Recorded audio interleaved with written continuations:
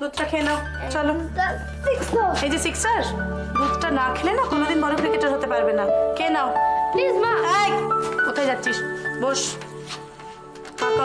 ধর, চল চল খেয়ে নাও, এক্ষুনি খেয়ে নাও। সত্যি হস্টেলে তোর পেছনে দুধ নিয়ে কে কে ঘুরবে বলতো? কেউ না, আমি নিজেই খেয়ে নেবো। নিজেই খেয়ে নেবো? তাহলে দুধটা খেয়ে নাও। আমার হাড় ভাজা ভাজা করছো কেন বাড়িতে? চলো, এই চালাকি নয়, পুরোটা খেতে হবে। চলো খাও খাও খাও খাও, এই খাও খাও। এই কি গরম, মুখটা দেখি মুখটা দেখি মুখটা দেখি। এই আস্তে লাগছে। বাবু ঠিক করে খাবি কেমন? বাইরের রান্না যদি খুব ঝাল থাকে তুই ভাতটা শুকনো শুকনো মেখে খাবি।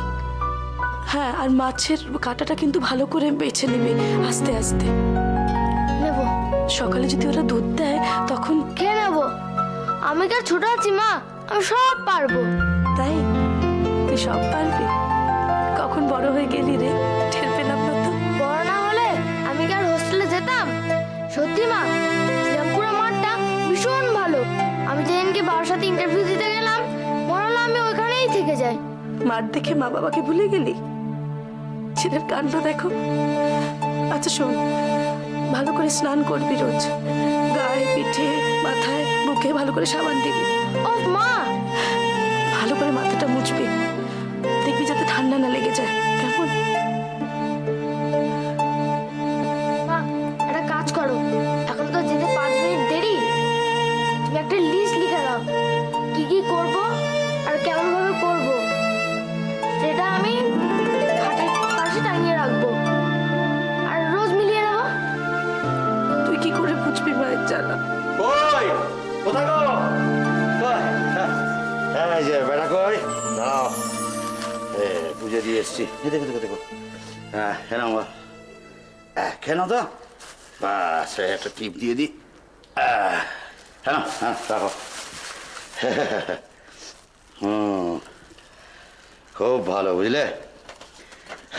আমি পূজারি মশাইকে বললাম ভগবানকে একটু জমিয়ে বলুন তো দেখি, আমার বেটা যাচ্ছে পড়তে, যেন সব দিক থেকে সব রকম ভাবে সবচেয়ে আগে এগিয়ে যায়। ভগবানই বা করবে কি বল?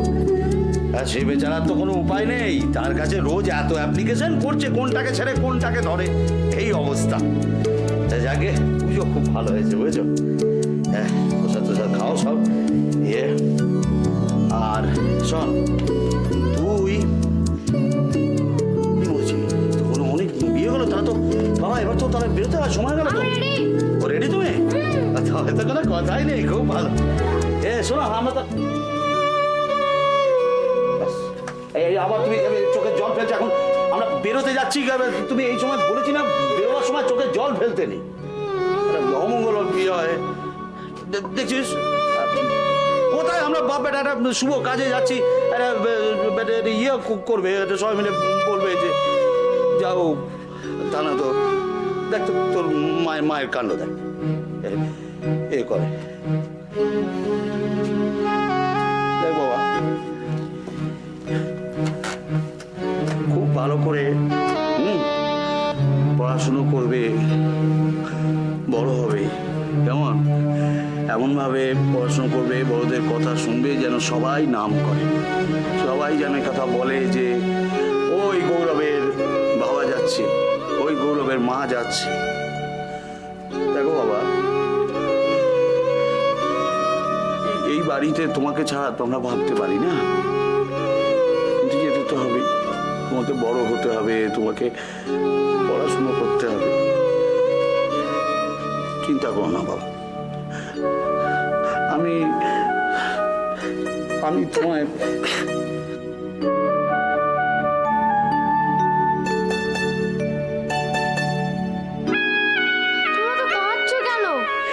আমি একাই সব পারবো।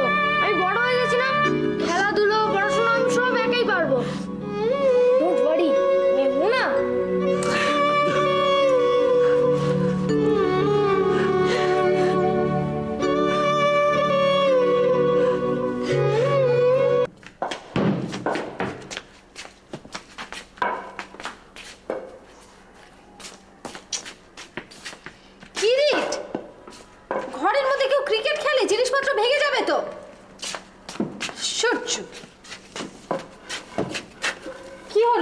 এখানে বল না।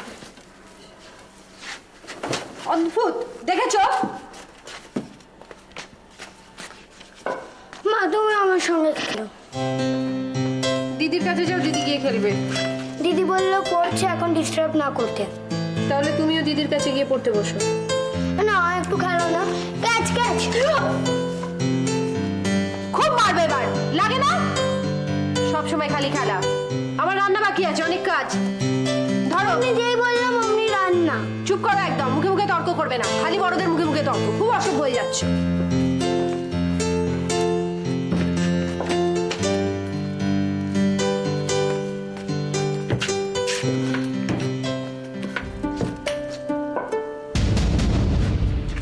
গ্রেট।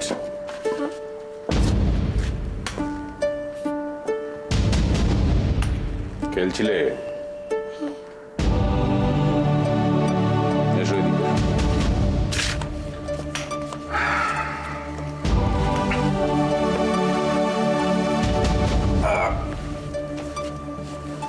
কামে আর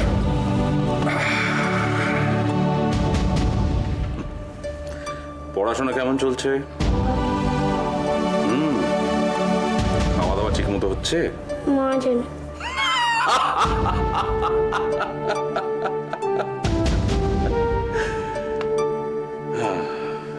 খেলতে খুব ভালো লাগে। ভাবছি তোমায় কোনো একটা খেলা দিয়ে দেবো, সুইমিং, টেনিস, ক্রিকেট, দেখি। আমার তো এগুলো শিখতে খুব ভালো লাগে। কোনটায় দেবে? দেখি বলটা দাও, দাও ওখানে দাঁড়াও। দেখি তুমি কেমন খেলতে ভালোবাসো, কি কি খেলতে পারো। ক্যাচ, এ মা, মিস।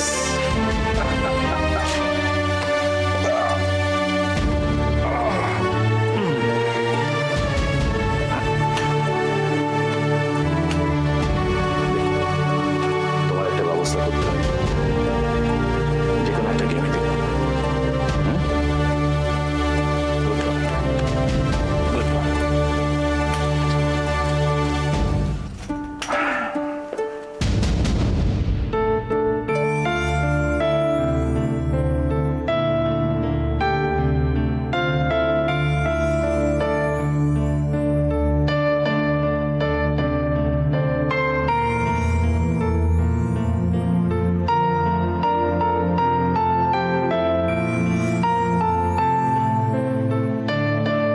জিজ্ঞাসা কিছুই করেনি। হ্যাঁ, গাড়িতে উঠতে যাব, পেছন থেকে বাড়ি মার। তারপর সব ব্ল্যাক আউট। মশলা ধরেছিল কেন সেটা ওরাই জানে, তবে ধরে বুঝেছে যে ওরা ভুল করেছে। কাকে নিয়ে এসেছে বুঝতে পারে। হ্যাঁ, আবার নামিয়েও দিয়ে গেল। দেখো ভূমিকা, কলকাতা শহরে আমারও অল্প বিস্তর নাম ডাক আছে। আমার গায়ে চট করে কেউ ওরা হাত দেবে তা পাবে। ওকে, গুড নাইট। Good night. খোকা, বলো। এতগুলো টাকা হাসপাতালের বিল্ডিং এর নামে ইনভেস্ট করা হয়েছে। একে তো জমিটা হরনাথের, তারপরে ওই প্যাটেল নাকে, সে তো জমিটা পাওয়ার জন্য একদম পাগল হয়ে উঠেছে। দেখো মা, ডক্টর আদিত্য ব্যানার্জি আজ যেটা ভাবে, লোকে সেটা কিন্তু কাল ভাবে। এই জমিটা তো কেউ নিতে চায়নি। হরনা তো ফেলে রেখেছিল।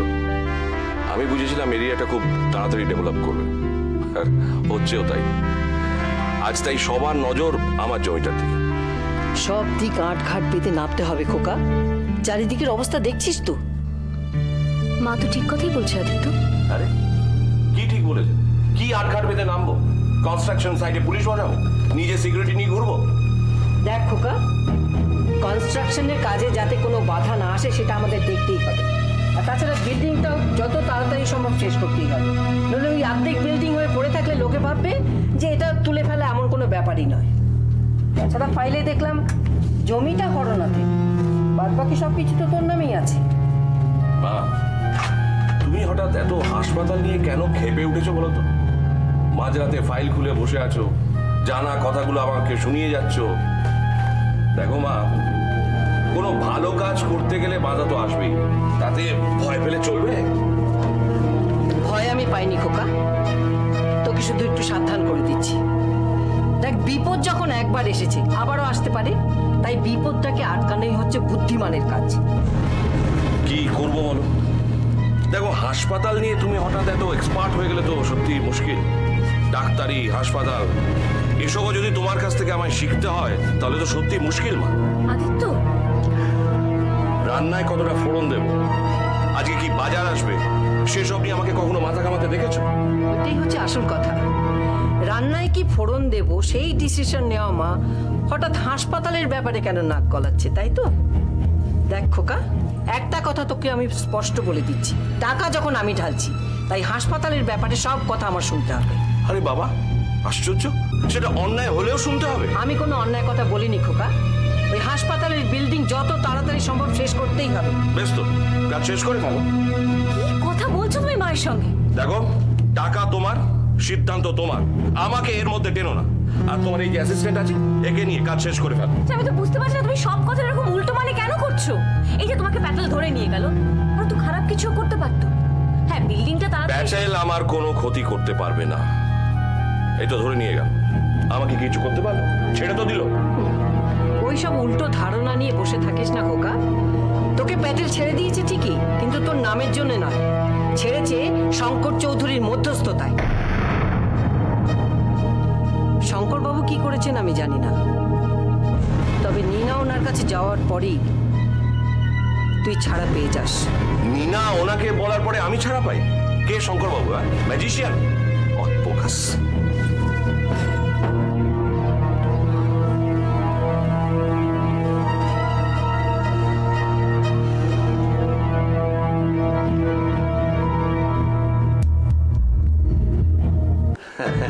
দাও দাও দাও, বড্ড খিদে পেয়েছিল। দেখেছো তুমি কিরকম মানুষ? তুমি তো এসে আমাকে বলবে শিবু আমার খিদে পেয়েছে, খেতে দাও। আমি তো নিজে মনে করে নিয়ে এলাম। না না, মানে ঠিক বুঝতে পারিনি যে খিদে পেয়েছে। এই খাবারটা দেখে বুঝতে পারলাম খিদে পেয়েছিল। আচ্ছা, সোনালি কোথায়? কোথায় বা থাকবি? শ্বশুর বাড়িতে। আজকাল প্রায় থাকে তো, সেই জন্য দেখতে পাচ্ছি না বলে বাড়িটা একটু ফাঁকা ফাঁকা লাগছে। আসছো না, ভাবছি কত উদার মন তোমার, সকলের জন্য তোমার মনে একটা জায়গা আছে।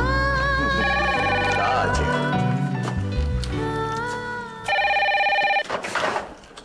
হ্যালো। ও হ্যাঁ, বলো। ভালো আছি তো। হ্যাঁ, মাও ভালো আছে। আচ্ছা হ্যাঁ, দিচ্ছি, দাঁড়াও। মা, ইতু মাসি। তুই ফোনটা ধরতে বল, আমি ও ঘরে থেকে কথা বলছি। শঙ্কর, আমি একটু কথা বলে আসি। ধরো মাসি, মা ওখান থেকে ধরছে।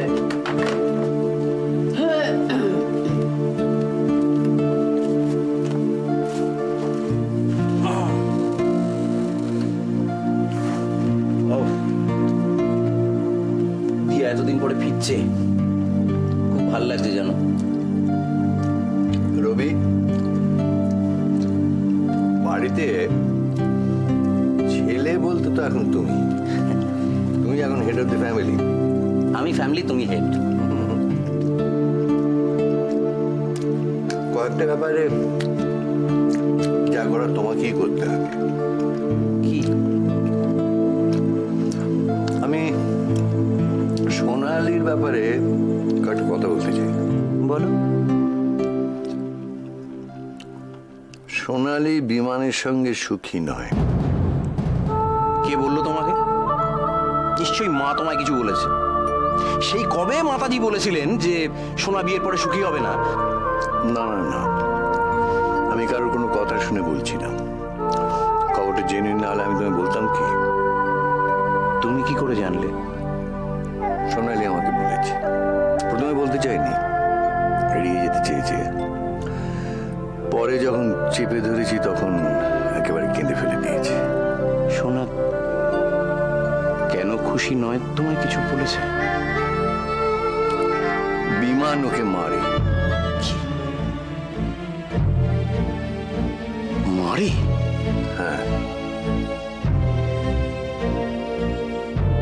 সোনাকে